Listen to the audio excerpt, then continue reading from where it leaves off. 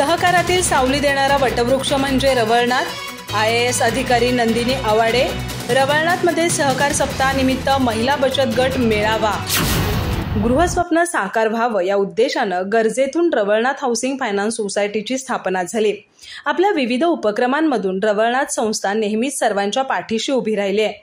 त्यामुळे ही संस्था सहकारातील सावली देणारा वटवृक्ष आहे असे गौरव उद्गार कोल्हापूरच्या IAS अधिकारी नंदिनी आवाडे यांनी व्यक्त केले।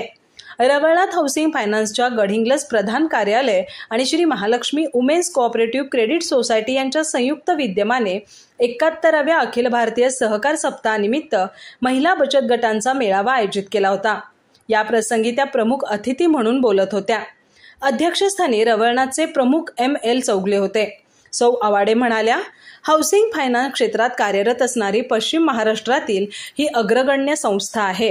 दिल्लीपर्यंत या संस्थेचा नावलौकिक आहे।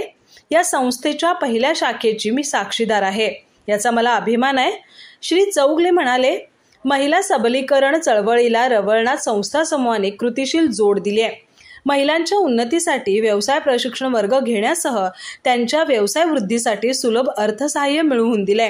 त्यातून अनेक दुर्बल घटकातील महिलांचे व्यवसाय आज उभे राहिलेत। उपाध्यक्ष मीना रिंगणे यांचंही मार्गदर्शन झालं। प्रारंभी मान्यवरांच्या हस्ते दीपप्रज्वलन झाल्यावर मेळावा सुरू झाला। या प्रसंगी महिला बचत गट प्रमुखांचा विशेष सत्कार करण्यात आला। महिला बचत गटाच्या प्रमुख अनिता पाथरवट, कविता लोहार, सुप्रिया पाटील, दीपाली चव्हाण, सीमा जाधव यांनी मनोगत व्यक्त केले। महालक्ष्मी वुमेन्स सोसायटीच्या अध्यक्षा सौ उत्कर्षा पोतदार यांनी स्वागत केलं। संचालिका सौ कल्पना पाटील यांनी प्रास्ताविक केलं। मानद सचिव गौरी बेळगुद्री यांनी सूत्रसंचालन केलं। उपाध्यक्षा सौ प्राची मायदेव यांनी आभार मानले।